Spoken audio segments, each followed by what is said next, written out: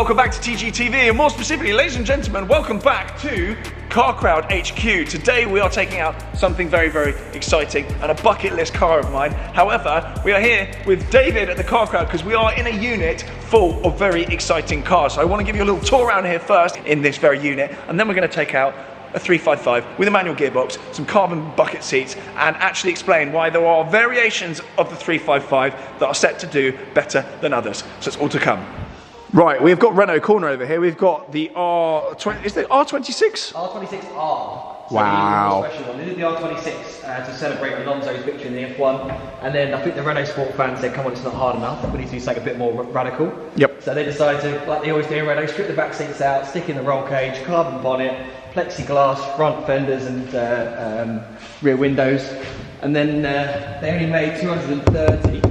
Oh my God. So it's such a rare car. I mean, wow. In the less than 500 club, we like to call it. So if it's less than 500 manufactured, it's definitely got a good recipe for appreciation. And yeah, this was one I think it's number 171 at 230. 13,000 miles, never been tracked. Nice. Right, we've obviously got the Testarossa here. I actually drove that not long ago on the channel. There's a full video on that, and actually in that video I explained why I got rid of mine.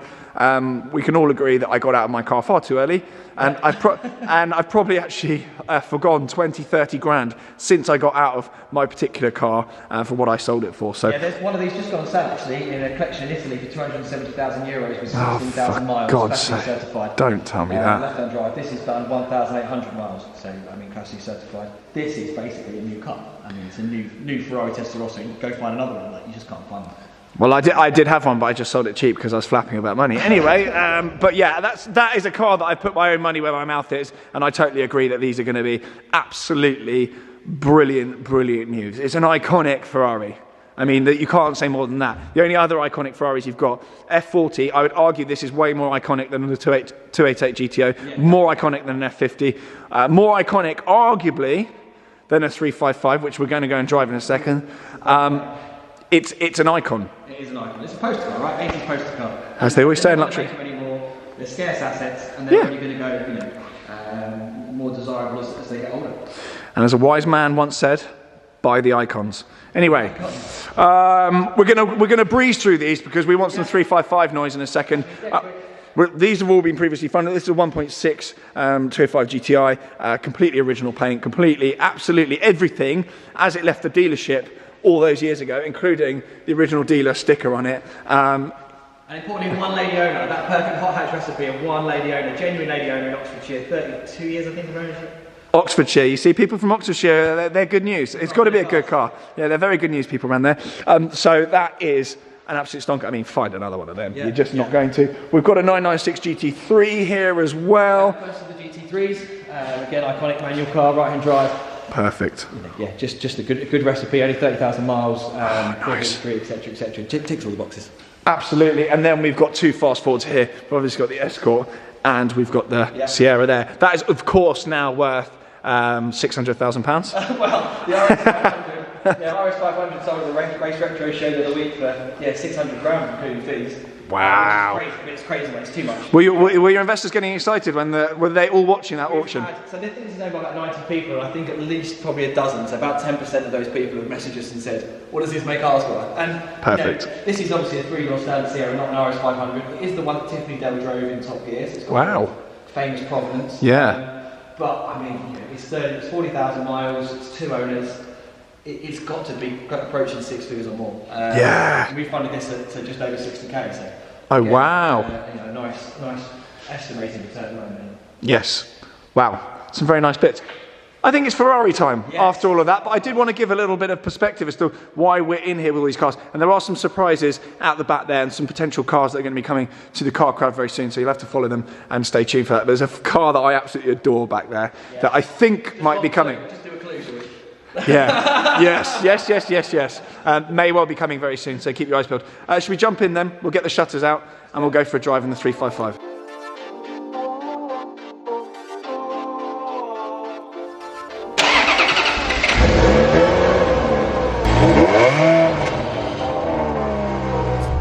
Okay, sync clap. Good job. 355 time then. Oh, these carbon buckets are nice actually. They're good, aren't they? Yeah. Factory option. And not many people chose them. I mean, I don't know how many because it's very difficult to tell. Records in the 90s weren't that good, but yeah, not many factory spec carbon buckets. So we've got 6-speed box. We have. It's manual. not a dog leg or any of that nonsense. No, straight down. Yep, that's it. Perfect. It's not tight. adjusting master, which is tight box. This is a professional channel. Good. Pedals are quite close together, slightly over to the left. Very normal in Italian cars because obviously right-hand drive effectively, they're conversions, aren't they? They are indeed, exactly right. Here we go then, out of HQ. Yeah, it's quite soft there actually, it's quite nice. You know what, it's very easy to drive. I found out when I drove back from Loughborough when we bought it. It's yeah, it's not difficult to drive. It's the right amount of power for the car. Like I had a 360 for a while, which is 400 horsepower. This is 380. Yeah. And it's just about the right amount, you know. And I think you can get into the more modern ones in the 500 or 600, and you're sort of scared about losing it, or you never really feel as free as you do driving a car of this sort of horsepower. It feels a good size. I feel like I can actually see what's happening. I feel more in control than I did in Testarossa. Yeah. Testarossa obviously a bit more of a cruiser. Yes. But this I feel like I'm actually sat and I'm in control of the car rather than just having a little lie down. It's weird how the Testarossa almost feels like a GT car. You know, it's almost a Grand Tourer, whereas this is a sports car. You can feel it's a sports car with the Momo steering wheel as well, rather than the big airbag cars from the '96 ones and later they had airbags. And the driving position's nowhere near as nice as it is with the Alcantara steering wheel. No, so this was a factory optional upgrade. This has been added afterwards. So there are. We can be boring now about 5.2s and 2.7s. Okay, do you want to talk math sensors? Yes. Yeah. Okay. So. I mean, the 2.7 and the 5.2 is nothing to do with engine capacity. Just, I mean, some people get confused with that. It's the name of the Bosch sensor. But yeah, the early cars, so late 94 into 95, had the 2.7, which means they've got an airflow sensor on each of the airboxes. Yeah. So it's basically monitoring the airflow into each of the banks of 4, so it can balance itself better, breathe better, and make sure it's feeding the right amount of air to maximise the power across the V8. Whereas the 5.2 sensor was then 2 airboxes coming into 1. And that monitored the airflow across all of the 8 cylinders, but didn't necessarily know which one to balance when. That lasted longer than I thought.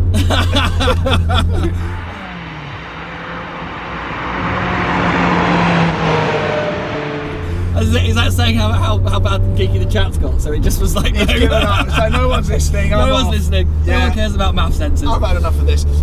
So what that means is, this being the one with the 2 airboxes in the back is more purist desired. Well, supposedly it's more powerful as well, because what the purists say, on the Ferrari forum chats, if you go on there, is because it's balancing the airflow better, it actually breathes better, and therefore it's a few brake horsepower more powerful.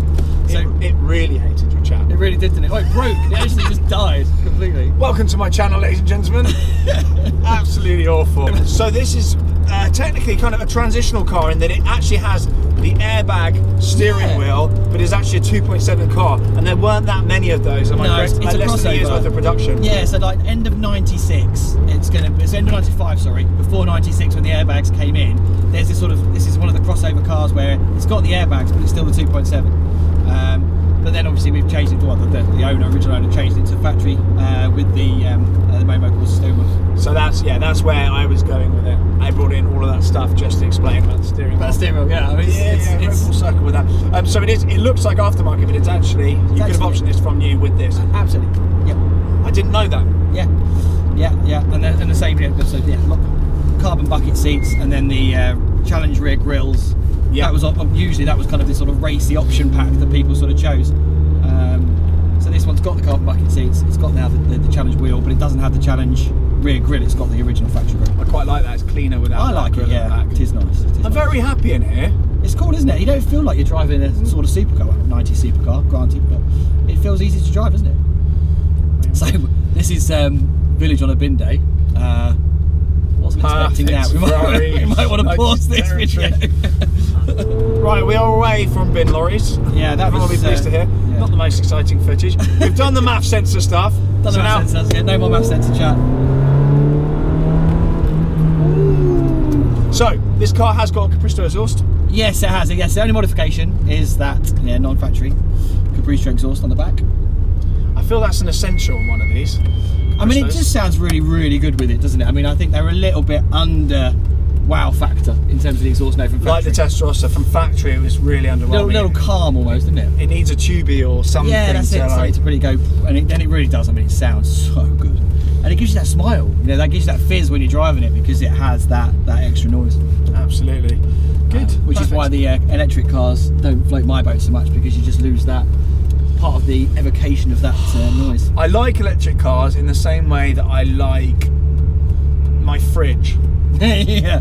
When it works. It works really well. Yeah, it does it really you're good. keeping my food cold. Yeah. Let's just, you know, they're like white goods, and occasionally you get one that's actually a laugh to drive as well.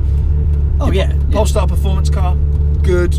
We've got a Honda. I mean, I have a Honda E. I mean, we have a Honda E, and I love driving it. I mean, it looks to me looks like a little Renault 5 Turbo back in the day. I love Honda E's, but I think for your regular journeys, they're great. Yeah, but they are white goods 98% of the time. You can get ones that are good to drive, but that's very rare. Anyway, we're not talking about electric cars. Enough of that. I'm going left. Yeah, left. Is that okay? Good. You are going left. I stalled the car last time on this set of lights. Didn't you? Yeah. That's surprising.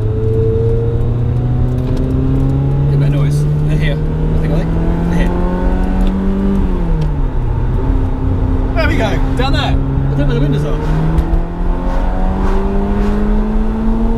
It's so good, isn't it?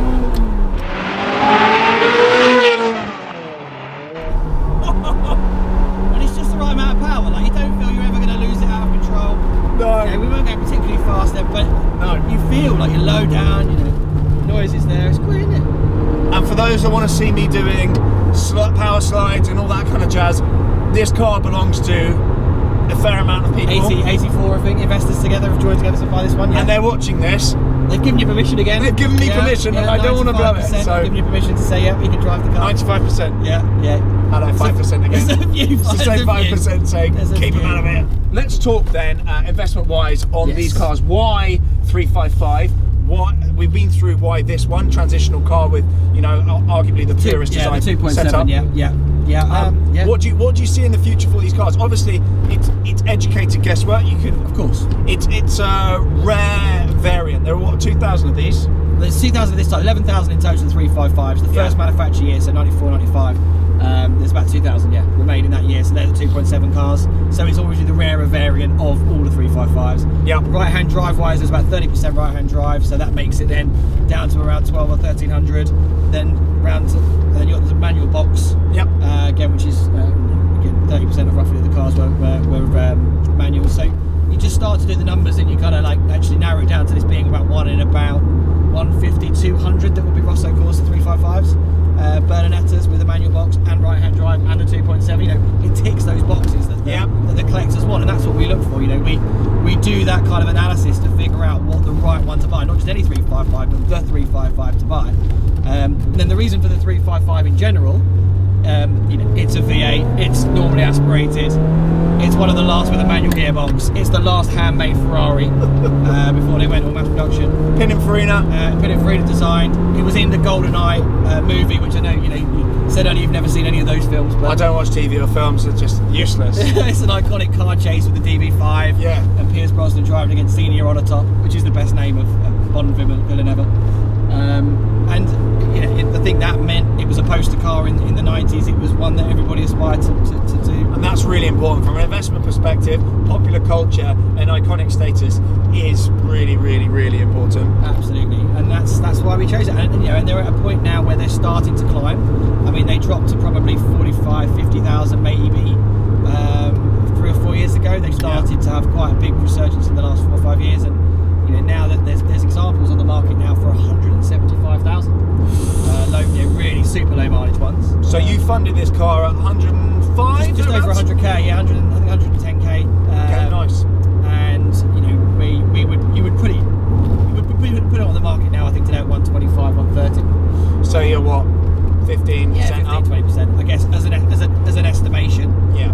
But of course, you know, we're not in it for a quick flip, so to speak. This is a 5-year investment, so you know, we're hoping to return investors between 10 and 15% a year in appreciation. There's no guarantees, but that's what these cars have been doing over the last few years, and we hope that curve's going to continue. I think it will, because Ferrari obviously making hyper Hoovers with electric engines and all sorts of fart now. It's all the normally aspirated stuff, isn't it? It's going up. I mean, even the 458, the last of the normally aspirated Ferraris, although they're only about 10, 15 years old. they're already starting to climb in value more than the 488s. No way. If you find a standard unmolested car, Yeah. oh, this is good. Do you know what? I made the wrong choice buying my Testarossa. I loved it. It was a box I had to tick. But I think in terms of something to use and enjoy, this is a much more alive car. Yeah. It's much more up my street. It's kind of akin to your older 911s. It's visceral. Very much so. It's enjoyable. Everything feels tight. Everything feels switched on. Yes. I mean, we've got I the love GT3 in the unit, and I find this and the GT3 are very similar in terms of that driving experience. The notched gearbox, when it goes in, it's there's nothing like the Ferrari HK gearboxes. No, and obviously my Testarossa as well was dogleg, so it was. So you're going to go down to up. Yeah. Yeah, this is a lovely one. This is great. I think I missed the boat on these a little bit now. 120, 130 for a nice one. Yeah, 120, 130 for a nice It's not one. funny. I think, but I think even if you were to get one, you could sit on it for 3 to 5 years, do limited mileage, and if you've got the money to buy the whole car, that's a great investment. Yeah. And if you haven't got the money to buy the whole car, then that's why we offer the fraction ownership model. But It's ownership without the stress as well. yeah, you've got to, of course, yeah, that's true. I mean, only one of these isn't a stress-free experience. No, Unless you're doing fraction ownership and all the stress goes into you. Yeah, we do that, but that's not our day job. That's what we do. We look after these cars. We do the run up to temperature and move them around, those sorts of things to make sure they're kept in 5 fettle, annually serviced, etc. And of course, we get it scheduled because it's our day job. Whereas, you've got to remember to do all of that stuff if it's your own car. When I had my Testarossa, I was very aware of the fact, even though it was a nice car, I was very aware of the fact that it could just go on me and I could face a 30 grand bill out of nowhere. You can't really warranty them properly. There's nothing really. You've just got to self-insure really.